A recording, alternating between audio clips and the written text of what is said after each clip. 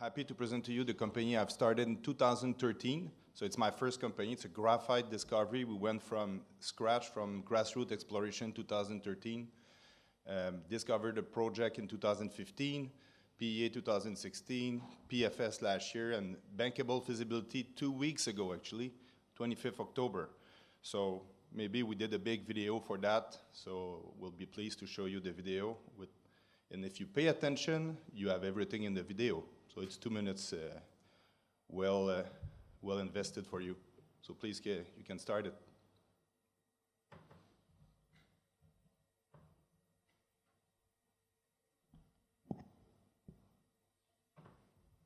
Projet de mine. Une mine de graphite à ciel ouvert. Ça, c'est du côté de Saint-Michel-des-Saints.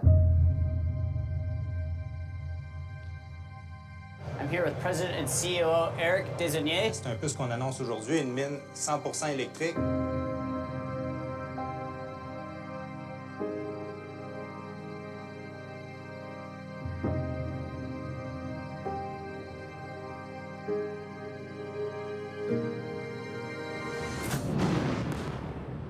Six weeks ago, first blast, 25,000 tons.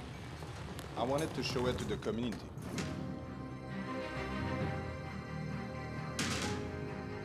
So grassroots exploration, airborne geophysics, that's my background.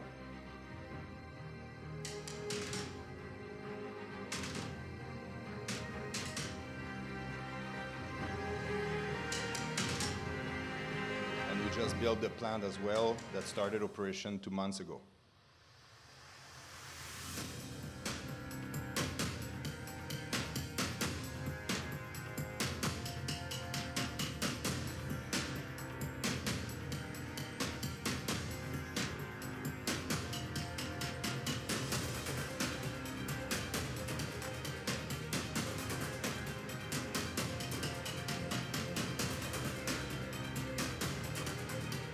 That's 5 kilometers north of our deposit. We have this big building. That's where we built our demonstration plant, who's operating now.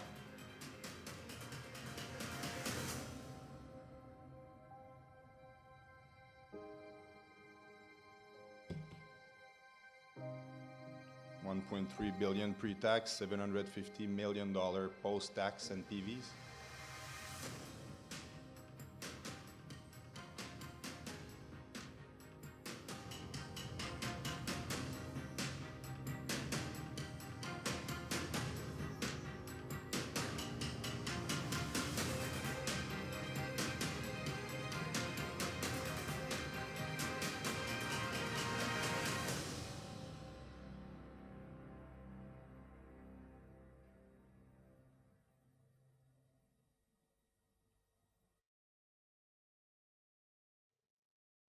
Great, so a few important notes on our project. We're located 2 hours north of Montreal, an hour and a half if you drive a Tesla, actually. So you see Montreal's right there. There's one current production of graphite in North America, only one. It's IMRIS. It's operated by IMRIS, Graphite and Carbon, since '89, actually. And it's official, it's public. They announced it will shut down 21-22. And if you have followed IMRIS announcement, actually 31st October, they officially wrote off the other asset they have started in Namibia. So 2 years ago, when they saw that mine was near depletion, they were looking at all options on the planet.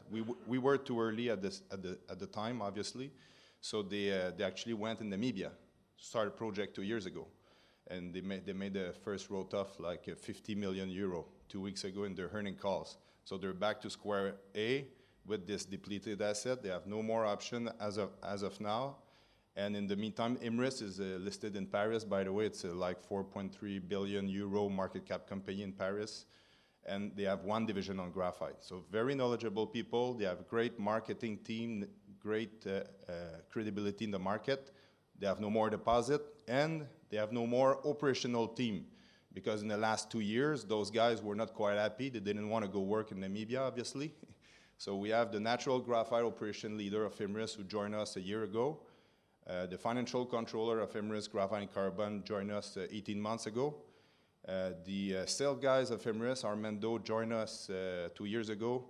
And this summer, to start our plant, the plant manager of the IMRIS mine joined us also to start our operation. So obviously, We have the deposit, the operational team, and they have the marketing, they have the cash, I guess. The CEO was fired recently of the Graphite division. They have a new CEO who started a month ago. So we're back. We're always talk to them, and we're happy. So I mean, that's a great setup. Market graphite. The graphite is not only going in batteries. There's a big legacy market. Refractory bricks, lubricants, pencils. The graphite goes everywhere. It's a 1.1 million ton a year market. Refractory bricks used to be 55% of the market. Now it's 35% because battery was 9%. Now it's 25% of the market, and that's really the growing market is in batteries. Biggest producer, China, 67%. This year, actually, China will start to import graphite for the first time. China have a lot of internal needs for the graphite now and all the battery boom that is happening. And you see Brazil, number third, 3 mines. Canada, 1 mine, 2% of the market, 20,000 ton a year. That's what Imerys was producing, and it's near depletion. So really, in the Western world, there's not so much options for graphite, and we are pretty lucky to be in that location where Imerys have developed the market since 30 years, and we're planning to tap in that market. I don't want to go too much in detail about that. Everyone here in the news, in the media, that there's a big boom on electric vehicle. What it represents on graphite, if you consider the over 50 plants that are being built for batteries now, that will be all commissioned between 2022, 2023, it's about over 500,000 ton needed more of graphite. And if you consider up to 2028, it's more than 1 million ton needed more of graphite. So I don't think we need to wonder, is there a market out there? There is a market. We just need to develop a low-cost asset that has everything. And the price start to show because it's a bigger market than lithium or cobalt. It took a longer time to have an impact. The typical price maker in graphite used to be refractory bricks. But since a year ago, the batteries start to have a real impact on the demand and supply, and you start to see the price increasing. And you see even more sharp uptick on the spherical graphite, the transformed material, the material that goes in batteries that need a second transformation. So quickly on our feasibility study, we increased the output of our mine. We tripled the resource earlier this year, and now we have a mine producing 100,000 ton a year for over 25 years. We have more resource, so now the reserve is 60 million ton, and we have a reserve of 96 million ton, so we have still more upside. But 25 years, 100,000 ton, the big point, we are a very low-cost producer, $382 per ton, and we have a very high-quality product. So obviously, great IRR, above 30% after tax, above 40% pre-tax, so great economics. And how it differentiates ourselves, compare all projects on the planet. So we did an internal comparison between all projects who did a feasibility study, either JORC or 43-101. So we are in the first quartile, lowest cost producer. And more importantly, if you consider the metallurgical split we have, we have jumbo flake, large flake, high purity stuff, it gives premiums. So if everyone assumes the same price, that's important, everyone assumes the same price for different products, based on our metallurgical split, give the premium, minus the cost, we have the best EBITDA per ton of all projects that made a feasibility study, either Africa, anywhere on the globe. So great opportunity. That's the most important criteria. And this is only for making flake graphite, like Imerys is doing in Quebec since 30 years. But then the new market, you need to make spherical graphite. So that economics will be included in our study in Q2 2019. So we'll have an update of the feasibility study that will include the value-added transformation in our economics. So a quick note on the resource, as easy as it gets. It's a huge block. We did over 10,000 square kilometers of grassroots exploration to discover that through airborne geophysics.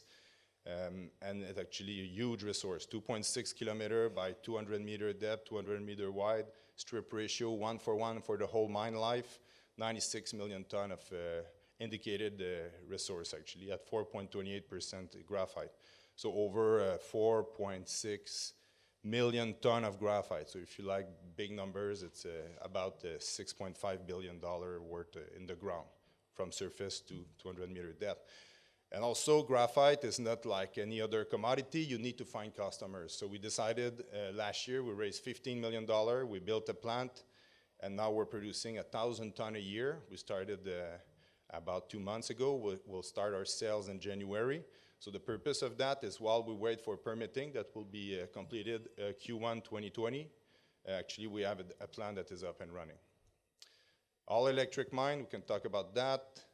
Milestones, as I said, update feasibility study, sales agreement in place, construction Q1 2020, supported by all the big Quebec institutions. So 53 million market cap Canadian, we have over $1 billion project. So I guess there's big upside when the market will come back for battery materials. That's it.